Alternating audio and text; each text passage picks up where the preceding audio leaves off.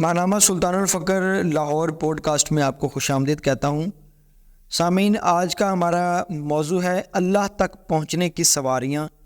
اس کو تحریر کیا ہے سلطان محمد احسن علی سروری قادری صاحب نے، اور یہ مضمون شائع ہوا ہے نومبر 2024 کے ماہنامہ سلطان الفقر شمارہ میں۔ تو آپ لکھتے ہیں کہ اللہ تعالیٰ نے انسان کو اپنی معرفت اور پہچان کے لیے پیدا فرمایا ہے، اس لیے وہ ان کے اپنی طرف آنے کا منتظر رہتا ہے۔ اللہ رب العزت نے اپنی طرف آنے کے راستے طالبان مولا کے لیے واہ کر دیے ہیں تاکہ وہ اللہ کا قرب حاصل کر سکیں۔ اللہ پاک نے اپنی طرف آنے کے لیے انسان کے لیے دو سواریاں بنائیں، یعنی فقر اور فاقہ۔ اگر فقر و فاقہ کے لغوی معنی دیکھے جائیں تو فقر سے مراد ہے تنگ دستی و محتاجی، اور فاقہ سے مراد ہے مفلسی، غربت، کھانے کو کچھ نہ ہونا۔ فقر و فاقہ کے لغوی معنی کے اعتبار سے دیکھا جائے تو تنگ دستی اور مفلسی میں انسان اللہ تعالیٰ کو شاذ و نادر ہی یاد کرتا ہے، بلکہ اکثر اوقات مفلس و تنگ دست افراد کو گلے شکوے ہی کرتے دیکھا گیا ہے۔ ایک مرتبہ حضرت فرید الدین گنج شکر رحمۃ اللہ علیہ سے کسی نے ارکان اسلام کے متعلق پوچھا تو فرمایا، 5 رکن اسلام دیتے 6واں فریدہ ٹک، جے لبے نہ 6واں تے پنجے ہی جاندے مک۔ یعنی اسلام کے 5 رکن بیان کیے جاتے ہیں، لیکن اے فرید، ایک چھٹا رکن بھی ہے، اور وہ ہے روٹی۔ اگر یہ چھٹا نہ ملے تو باقی 5 بھی چلے جاتے ہیں۔ اگر مفلس اور تنگ دست انسان اللہ کو یاد کرتا بھی ہے تو محض اپنی مفلسی و محتاجی دور کرنے کے لیے، وہ اس کے حضور گریا کنا ہوتا ہے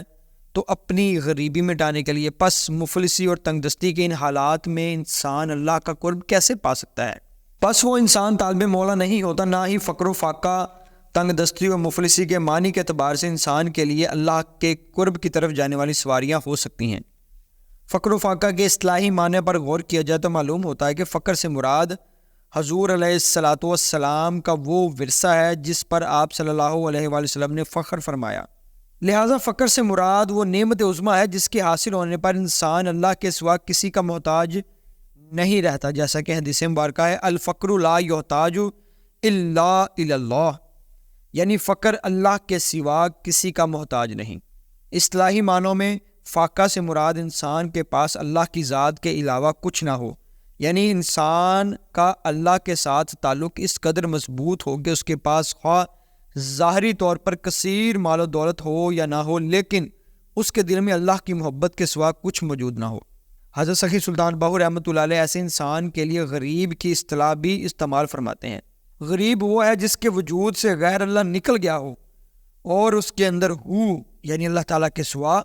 کچھ نہ ہو۔ فقر و فاقہ کے اصطلاحی معنی کے مطابق اللہ تعالیٰ نے انہیں انسان کے لیے سواری بنایا ہے کہ جو ان 2 چیزوں کو اختیار کر لے، یعنی اللہ کے قرب کے لیے فقر کی راہ اختیار کرے اور غیر ما سوا اللہ سے نجات حاصل کر کے باطنی طور پر اس قدر غریب اور مفلس ہو جائے کہ اس کے پاس طلب مولا اور طلب مولا کے سوا کچھ نہ بچے، تو اس کے لیے اللہ کا قرب پانا مشکل نہیں۔ یہ دونوں سواریاں انسان کے لیے قرب، معرفت اور وصال کے راستے کو آسان کر دیتی ہیں بنسبت ورد و وظائف اور زہد و ریاضت کے۔ زہد و ریاضت اور چلہ کشی کا راستہ بہت طویل ہے، جس میں اکثر انسان کو 12 سال یا 24 سال تک ریاضت کرنی پڑتی ہے، تب جا کر صرف اللہ کا عرفان اور قرب حاصل ہوتا ہے۔ وصال تو بہت دور کی بات ہے، جیسا کہ حضرت بہاؤالدین نقشبند رحمۃ اللہ علیہ 12 سال اسم اعظم کو اپنے دل پر نقش کرنے کے لیے جد و جہد کرتے رہے، لیکن پھر بھی ناکام رہے، اور بالآخر سیدنا غوث العظم حضرت شیخ عبد القادر جیلانی رضی اللہ عنہ کے مزار مبارک پر حاضر ہو کر التجا کی، یا دستگیر عالم دستم مرا بگیر، دستم چنا بگیر کے گوئندت دستگیر، یعنی اے جہاں بھر کی دستگیری کرنے والے، میری بھی دستگیری فرمائیں، اور اس طرح دستگیری فرمائے جس شان کا آپ رضی اللہ تعالیٰ عنہ کو دستگیر کہا جاتا ہے۔ اس پر سیدنا غوث العظم رضی اللہ تعالیٰ عنہ نے اپنا دایاں ہاتھ مبارک اپنی قبر سے باہر نکال کر اسم اللہ کی صورت میں ان کے سامنے کیا اور فرمایا، اے نقش بند عالم، نقشم مرا ببند، نقشن چنا ببند کے گوئدنت نقش بند، یعنی اے نقش بند عالم، میرے والا نقش یعنی اسم اللہ ذات جمع، اور ایسا جمع کر رہتی دنیا تک لوگ تجھے نقش بند کے نام سے یاد کریں۔ اس کے ساتھ ہی حضرت بہاؤالدین نقش بند کے قلب مبارک پر اسم اللہ ذات نقش ہو گیا۔ اپنی تصنیف مبارکہ حقیقت اسم اللہ ذات میں میرے مرشد کریم سلطان العاشقین حضرت سخی سلطان محمد نجیب الرحمن مدظ اللہ الاقدس اسم اللہ ذات کے متعلق فرماتے ہیں کہ اسم اللہ اسم ذات ہے اور ذات سبحانی کے لیے خاص الخاص ہے۔ علماء راسخین کا قول ہے کہ یہ اسم مبارک نہ تو مصدر ہے اور نہ مشتق، یعنی یہ لفظ نہ تو کسی سے بنا ہے اور نہ ہی اس سے کوئی لفظ بنتا ہے، اور نہ ہی اس اسم پاک کا مجازن اطلاق ہوتا ہے، جیسا کہ دوسرے اسم مبارک کا کسی دوسری جگہ مجازن اطلاق کیا جاتا ہے۔ گویا یہ اسم پاک اس قسم کے کسی بھی اشتراک اور اطلاق سے پاک، منزہ و مبرہ ہے۔ اللہ پاک کی طرح اسم اللہ بھی احد، واحد اور لم یلد ولم یولد ہے۔ حقیقت اسم اللہ ذات کتاب میں سے ہی اقتباس ہے کہ یہ اللہ کا ذاتی نام ہے جس کے ورد سے بندے کا اپنے رب سے خصوصی تعلق قائم ہوتا ہے۔ یہ اسم پاک قرآن پاک میں 4000 مرتبہ آیا ہے۔ عارف باللہ فقراء کے نزدیک یہی اسم اعظم ہے۔ یہ نام تمام جامع صفات کا مجموعہ ہے کہ بندہ جب اللہ کو اس نام سے پکارتا ہے تو اس میں تمام اسماء صفات بھی آ جاتے ہیں۔ گویا وہ ایک نام لے کر محض ایک نام سے نہیں مانن تمام اسماء صفات کے ساتھ پکار لیتا ہے۔ یہی اس اسم کی خصوصیت ہے جو کسی اور اسم میں نہیں ہے۔ سلطان العارفین سخی سلطان باہو رحمۃ اللہ علیہ فرماتے ہیں واضح رہے کہ تصور اسم اللہ ذات کی مشق سے دنیا اور آخرت کی زندگی سے نجات اور حضور علیہ الصلوۃ والسلام کی مجلس کی دائمی حضوری نصیب ہوتی ہے۔ تصور اسم اللہ ذات کرنے والے کا وجود ظاہر و باطن میں نص و حدیث کے موافق ہو جاتا ہے، اس کی زبان اللہ کی تلوار بن جاتی ہو اور وہ المفلس فی امان اللہ کے مصداق اللہ تعالیٰ کی امان میں ہوتا ہے۔ تصور اسم اللہ ذات کرنے والا ذاکر اللہ تعالیٰ کا خزانہ اور اس کا بھید ہوتا ہے، کیونکہ وہ شرک، کفر، بدعت اور حرص و ہوا سے فارغ ہوتا ہے۔ اس کی آنکھ حق بین ہوتی ہے، وہ اہل دنیا، باطل اور بے دین سے بیزار ہوتا ہے۔ اس کا سینہ علم معرفت و توحید سے پر ہوتا ہے، وہ بے ریا و بے تقلید ہوتا ہے۔ اس کا ہاتھ سخی ہوتا ہے، اس کا قدم شریعت کی سیدھی راہ پر ہوتا ہے، وہ امر معروف پر کمر بستہ رہتا ہے اور نفس سے جہاد کرتا ہے۔ اس کے وجود میں اللہ تعالیٰ کے سوا کچھ نہیں رہتا، اس کے وجود میں تصور اسم اللہ ذات ہوتا ہے، اس لیے وہ جو کچھ دیکھتا ہے حضور قلب سے دیکھتا ہے۔ اس کے تمام اعضاء تصور اسم اللہ ذات میں لپٹے ہوئے ہوتے ہیں۔ اسم اللہ ذات میں نور ہی نور ہے، اس کا وجود مغفور ہوتا ہے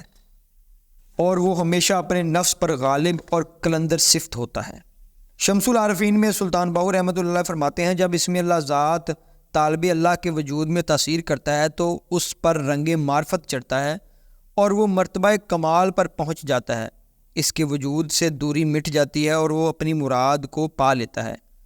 اب وہ چشم عیاں سے جب بھی دل کی طرف متوجہ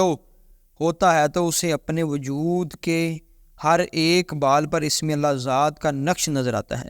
بلکہ وجود کے انگ انگ پر اسم اللہ ذات لکھا ہوا نظر آتا ہے، اور اس کے گوشت پوست، بالوں، ہڈیوں، رگوں اور مغز و دل کی زبان پر اسم اللہ ذات کا ورد جاری ہو جاتا ہے، اور اسے در و دیوار و بازار و درختوں پر واضح طور پر اسم اللہ ذات لکھا ہوا نظر آتا ہے۔ وہ جدھر بھی نظر اٹھاتا ہے اسے اسم اللہ ذات لکھا نظر آتا ہے۔ وہ جو کچھ سنتا ہے یا بولتا ہے اسے اسم اللہ ذات ہی کی آواز سنائی دیتی ہے۔ سامعین، پس فقر کے راستہ پر اسم اللہ ذات کے ذکر و تصور کی مشق سے ہی انسان کو اللہ کا قرب حاصل ہوتا ہے، بشرط یہ کہ سروری قادری مرشد کامل اکمل جامع نور الہدا سے حاصل ہوا ہو۔ اس لیے اللہ کے قرب کے لیے فقر و فاقہ کی راہ اختیار کرنے کا اللہ تعالیٰ نے خود حکم فرمایا ہے۔